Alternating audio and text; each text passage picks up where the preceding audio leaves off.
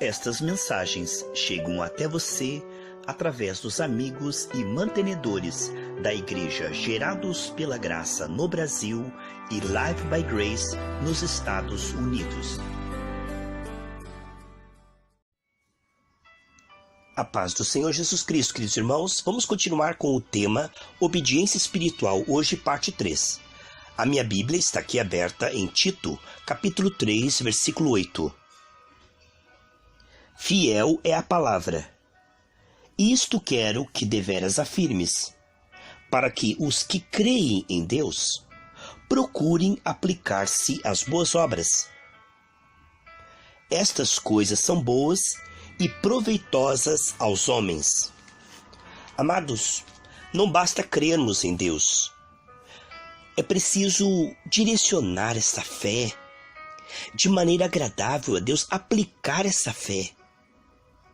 Comprometer-se com Deus através dessa fé em santificação.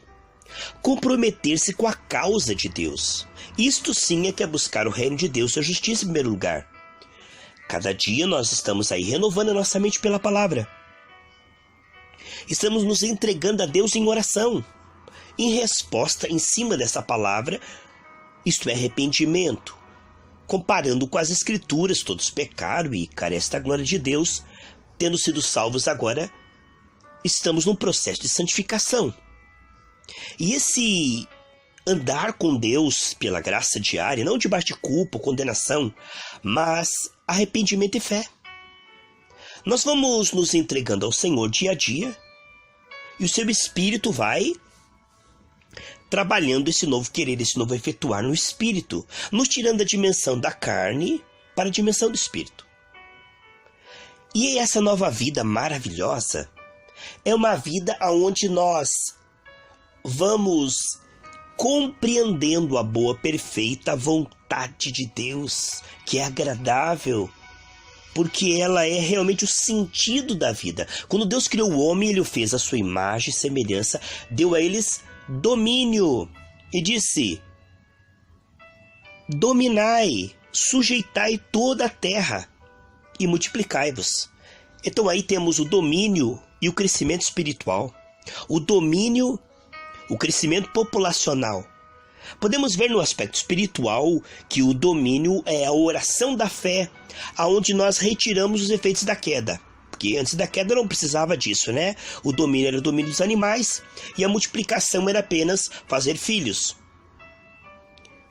Hoje nós podemos ver que além de casar e ter filhos, esse multiplicar é aumentar a família cristã, evangelizar, alcançar novas pessoas para o reino de Deus, para a salvação eterna, glória a Deus. Esse dominar mostra que Cristo na cruz tem todo o poder nos céus e na terra, repassou essa autoridade à igreja. Você pode ler isso em Lucas 10, 19 e 20. Ele diz que nós recebemos essa autoridade e devemos exercer essa autoridade sobre toda a força do diabo. A força do diabo está em trazer falta, porque isso veio da queda, a escolha de Adão. Quando Deus fez o homem, não havia falta, havia sobra. O nosso Deus é o Deus da abundância, da transbordante abundância. Nós vemos em 2 Coríntios 9, 8, que ele diz que nós teríamos sempre em tudo de forma transbordante, que sobre para a generosidade. Amém, amados? Este é o nosso Deus. Este é realmente a forma como ele administra. Já a forma do inimigo é matando, roubando e destruindo, né, irmãos? A administração de Deus, à medida que vai sendo percebida e usufruída, ela vai sendo manifesta profeticamente. E a pessoa vai, então, cooperando no processo. O que significa cooperar no processo? Veja bem. Quando eu compreendo a vontade de Deus, eu começo a cooperar, praticar essa vontade. Como que nós podemos ver realmente isto? Em Jesus. Ele é a perfeita, exata demonstração de como Deus é. Ele é a perfeição dentro de um homem, né? Você fez homem, para revelar quem Deus é. E vemos Jesus passando pela Galiléia, curando enfermos, expulsando demônios, né? Consolando os tristes, pregando o evangelho, evangelizando, levando as pessoas ao arrependimento e à fé em Deus. E também multiplicando pães, fazendo sobrar 12 censos cheios. Os efeitos da queda vieram, nós podemos ver em Deuteronômio 28. Ali, a escassez, a angústia, a doença e a morte. Essas 4 coisas aconteceram pela escolha errada de Adão. Isso não tem nada a ver com a administração de Deus. Quando Deus criou o homem, isso não existia. Não havia escassez, não havia angústia, não havia doença nem morte. Isto veio depois da queda. Agora Jesus vem e leva a escassez, porque o Senhor é meu pastor, nada me faltará, Ele suprirá todas as minhas necessidades. Ele levou a escassez, Ele levou a angústia, a doença, pelas suas pisaduras somos sarados, e a morte eterna nos deu a salvação, a vida eterna em Cristo. Essas são notícias tão maravilhosas do Evangelho, notícias de grande alegria, que vão ser agora a nossa chamada, além da comunhão diária com Deus e com os irmãos, é claro, para dizer a este mundo e expressar com o poder de Deus. O Evangelho não vem apenas com palavras, mas com poder.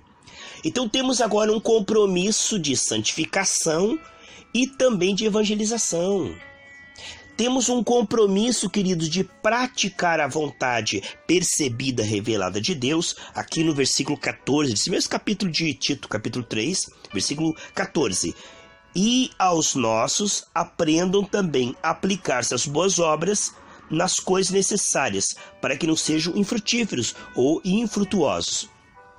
Queridos, quantas pessoas que pensam assim: eu tenho fé para ser abençoado, eu estou correndo atrás da bênção, eu trabalho na igreja e fico correndo atrás de vitória sobre vitória, milagre sobre milagre. Esse tipo de pessoa está gastando toda a sua fé inicial para a coisa dessa vida. Em Filipenses 3,19 diz que eles são inimigos da cruz de Cristo. Eles foram salvos do pecado para a santificação. Nós fomos salvos do pecado para servirmos a Deus, andarmos com Deus e servirmos a Deus. Um compromisso com o reino de Deus, sua justiça. Nós somos salvos, comprados pelo sangue de Jesus, para sermos de Deus, embaixadores de Deus, e temos um compromisso com as almas que precisam ser salvas. O envolvimento na causa de Deus. Então, é perceber a vontade de Deus e realizar a vontade de Deus. É se envolver no programa, na agenda. É se envolver realmente com a proposta de Deus de salvar este mundo, de alcançar os perdidos, de curar enfermos, expulsar demônios, consolar os tristes, estar envolvido com a causa de Deus. É claro que enquanto buscamos isto, estas coisas são acrescentadas, mas isso nunca foi alvo. Isso é apenas consequência, resultado. Não é com certeza o alvo de uma mulher que vai casar com um homem a sua herança, mas sim o amor pelo seu marido, não é assim? Se ela está de olho na herança, ela é prostituta, não é esposa, certo? Assim, o que nós vemos é que a igreja do Senhor não é uma prostituta. Ela não está com o Senhor apenas pelos milagres, pelas bênçãos, por aquilo que pode adquirir por essa terra. Pois que adianta ganhar o mundo inteiro e perder a sua alma? A igreja verdadeira, ela está se envolvendo com o Senhor porque o Senhor é digno. Ela está se envolvendo com o Senhor não por aquilo que Ele dá ou faz, mas por aquilo que Ele é. Porque Ele é digno. E porque ela pertence a Ele. E porque ela nasceu de Deus para andar com Deus e para alcançar vidas para Deus. Esse é um compromisso de santificação e obra. Quantas pessoas que não sabem, Jesus disse: se alguém quer vir após mim, não tomar a sua cruz a cada dia e não me seguir, renunciando a sua carne, não pode ser meu discípulo. Muitas pessoas não compreendem, queridos, que esse comprometimento com Deus é realmente a fé salvífica. A fé que não tem obras, ela é morta, é religiosa, ela é cega, né? É uma fé que engana a pessoa, porque a verdadeira fé nos fará se entregar a Deus em santificação, arrepender-se dos seus pecados e se comprometer com o reino de Deus e sua justiça. Uma pessoa assim, ela realmente tem fé. Ela tem a casa na rocha. É a fé que atende, é a fé bíblica, é a fé dos apóstolos, né, irmãos? A fé dos Atos dos Apóstolos. Eles creram a ponto de se entregarem e praticarem a vontade de Deus. Isto é fé. Agora, eu tenho fé para receber isso e aquilo. Irmãos, isso não é a fé que salva. Isso aí é uma fé enganosa. Isso é um atalho perigoso. Que Deus nos livre dessa falsa religião, em nome de Jesus.